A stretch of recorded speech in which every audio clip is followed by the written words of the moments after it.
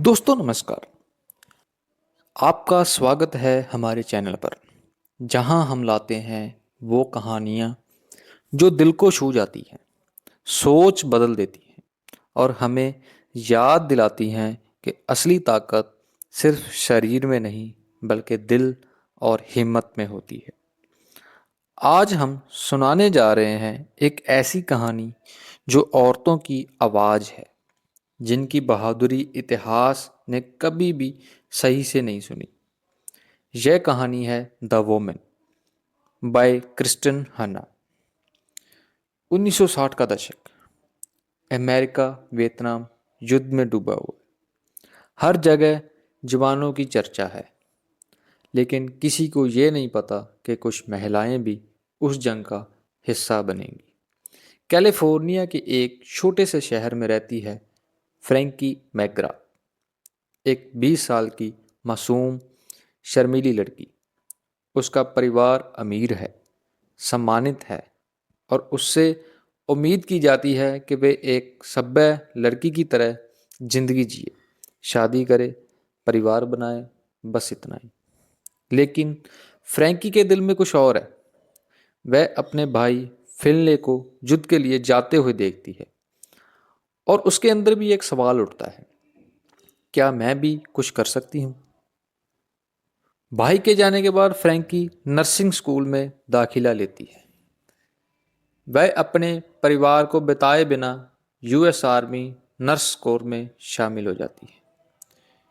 कुछ हफ्तों बाद वह पहुंचती है वियतनाम, एक ऐसी जगह जहां पर हर पल मौत, डर और दर्द मौजूद है। पहले दिन ही फ्रैंकी को एहसास होता है कि वह अब उस दुनिया में नहीं है जिसे उसने जाना था।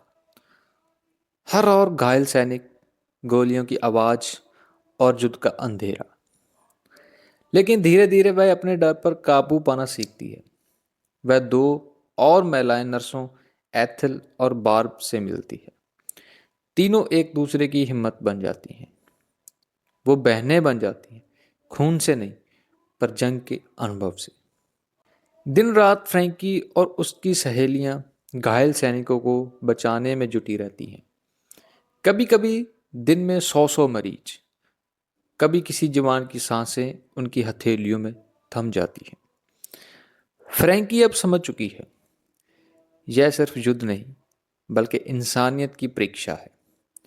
एक दिन अस्पताल पर हमला होता है, हर तरफ आग और गोलियां। फ्रैंकी एक सैनिक को बचाने के लिए खुद को खतरे में डाल लेती है। उस पल उसे समझ आता है, साहस का मतलब डर का ना होना नहीं बल्कि डर के बावजूद आगे बढ़ना है। जब युद्ध खत्म होता है, फ्रैंकी वापस अमेरिका लौटती है।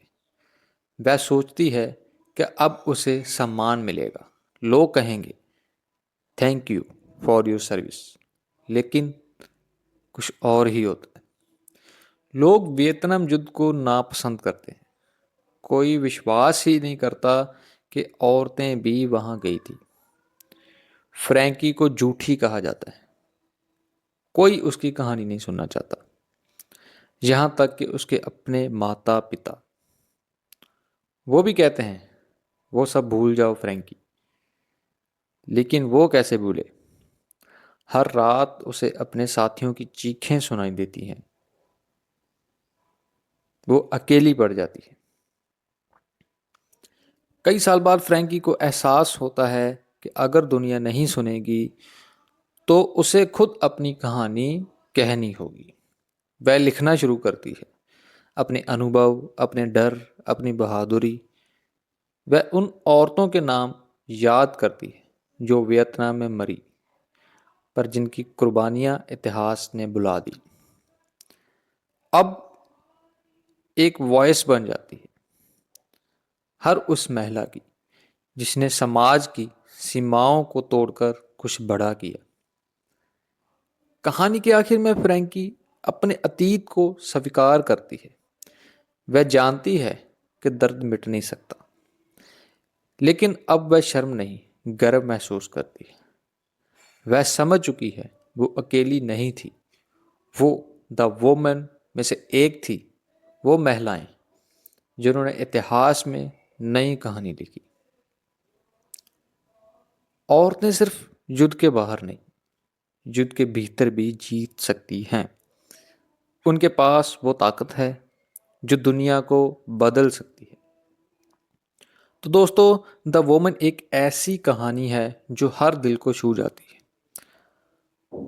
यह हमें याद दिलाती है कि हीरो हमेशा बंदूक नहीं उठाते, कभी कभी वो एक स्टेथोस्कोप लेकर भी दुनिया बचाते हैं।